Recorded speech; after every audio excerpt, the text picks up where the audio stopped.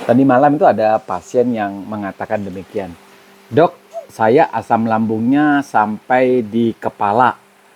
Yang lalu-lalu nggak sampai kepala, sekarang asam lambungnya udah naik sampai kepala. Nah, dokter tanya, keluhannya seperti apa sih kalau kok bisa sampai di kepala? Keluhannya awalnya katanya sakit ulu hati, perutnya terasa panas, kemudian dia bersendawa, dadanya terasa sesak, dan kepala bagian belakangnya sudah rasa sakit, tegang, menggerakkan ke kiri ke kanan sudah sangat susah. Nah, inilah yang mereka sebut asam lambungnya naik sampai ke kepala. Benar nggak sih asam lambung bisa naik sampai di kepala? Nah, kalau kita lihat dari saluran pencernaan ya, jadi dari mulut kemudian turun ke kerongkongan. Jadi kerongkongan itu ada yang kita sebut oesophagus, itu dari daerah leher, kemudian turun ke daerah dada, di daerah ulu hati itu akan ada pintu yang disebut dengan sphincter oesophagus bagian bawah, kemudian lambung di posisi perut sebelah kiri. Nah, sphincter ini atau pintu atas lambungnya atau disebut oesophagus bagian bawah itu bisa mengalami keterbukaan atau kelemahan yang kita sebut dengan klep. Nah, kalau klep ini terbuka, maka asam lambungnya bisa naik.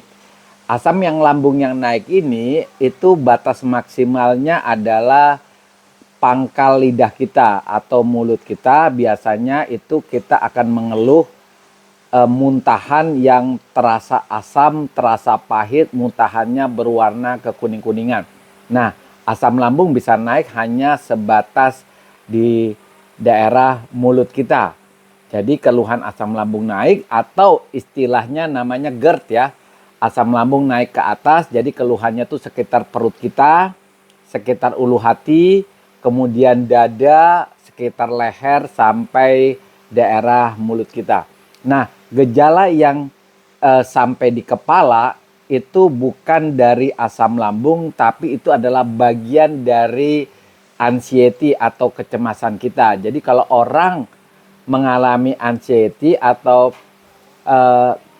kecemasan, biasanya gejala-gejala di luar saluran pencernaan itu akan muncul, termasuk di kepala. Jadi rasa pusing, rasa vertigo, rasa kepala seperti goyang, bahkan sakit di sekitar mata, sakit di sekitar telinga, sampai ketegangan di belakang kepala dan di belakang leher kita itu bisa saja terjadi. Ya bisa saja terjadi dan bahkan bukan bisa saja tapi sering terjadi. Jadi dari kesimpulan kita bahwa pasien tersebut mengalami yang disebut dengan gejala anxiety ya, bukan asam lambung yang naik ke kepala. Jadi kalau kita ngobati, itu yang diobati bukan cuma ketegangan di kepala, bukan cuma asam lambung yang naik, tetapi sumbernya. Jadi sumbernya itu kadang-kadang anxiety-nya ya, cemas, rasa khawatir, rasa takut, trauma yang ada pada diri pasien itu yang harus diobati. Nah, bagaimana kita menyembuhkan anxiety? Pertama, mengubah mind atau mindset-nya.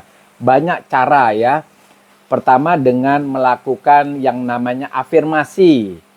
Oke, topik afirmasi dokter sudah bahas sebelumnya. Kemudian lakukan visualisasi. Nah, ini mirip-mirip dengan afirmasi tapi dengan menggambarkan.